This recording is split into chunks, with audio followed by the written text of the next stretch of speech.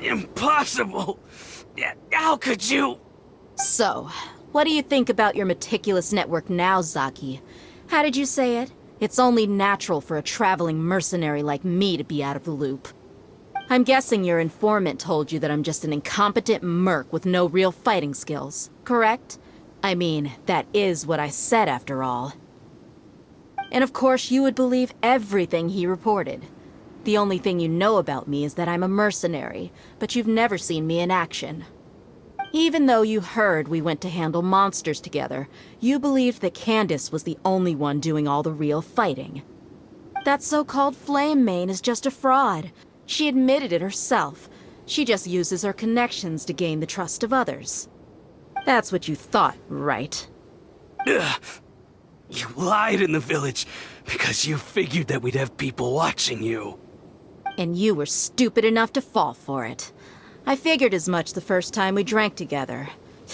You all thought you were so smart. Pathetic. Okay, that should be all of them. Whoa! So you've been planning this since we were in Aru Village? No task can be done without preparation. I just happened to notice a couple suspicious-looking people while you were out investigating. Oh, but instead of catching them right away, you let them report back. Those two who were snooping around were just a couple small fries. If we want to get the real catch, we have to be patient and give it some time. Oh, you mean the funny name she mentioned back in Uncle Ampu's house? The wide-eyed butcher, scar-riddled bandit, Paimon can't remember them all. That's just a bunch of drunk talk. Engar and Delavar like to talk themselves up when they're drinking. Engar, the wide-eyed butcher, and Delavar, the scar-riddled bandit, are the nicknames they came up with for themselves. Alcohol has a way of making people share what they really think. So Engar and Delavar are always rambling in the tavern about how the Scarlet King is a superior deity. What about Zaki? He's just a numbskull who fell right into our trap. Zaki was probably the best hidden of them all. My initial plan was to find Delavar first, and then try to track him down. That's what you wanted to ask when we were at Uncle Anpu's house, right? Jabari is one of the villagers you talked to. You know, the one who wanted to treat Isak and his grandpa to some food. Wait, so he's a radical too? No, he isn't. I just needed to tack on a random villager name to make the eavesdropper think that I was making some wild guesses based on my impressions. Wow, what a genius idea! Well, that's an expert mercenary for ya. Ah, you're too kind. It was straight from the usual playbook, if I'm honest. So, that thing you were saying before, is it really true? About what? About how mercenaries only care about Mora, and that anyone's a friend as long as there's a profit. Does that bother you? What makes you so sure? Dehya,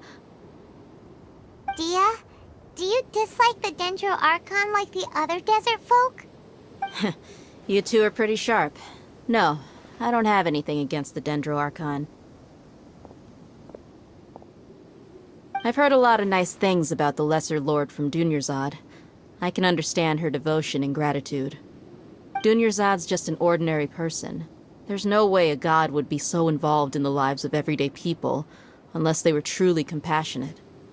I've begun to realize that the sages are behind everything that's happened recently. The radicals' blind belief in the Scarlet King, making the Dendro Archon out to be an enemy. It's all the academia's trickery. But I see through it all. And unlike them, I can never be hostile towards anyone who's never done anything wrong. Dehya.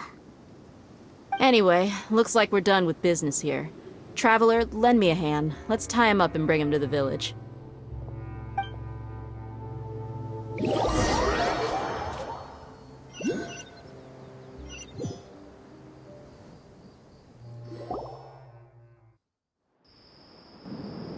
This should be all of them. I'll let you take it from here. All right. I'll be in touch. Candace, do you need any help? Candace will be okay on her own. I trust her, so you can too. She's been guarding Aru village for quite some time now. If anyone is qualified to question the offenders, it's her. While I'm questioning them, why don't you pass some time by exploring the area? I'll meet you back here tomorrow morning, traveler. As for these idiots, let's just hope they live to see another day.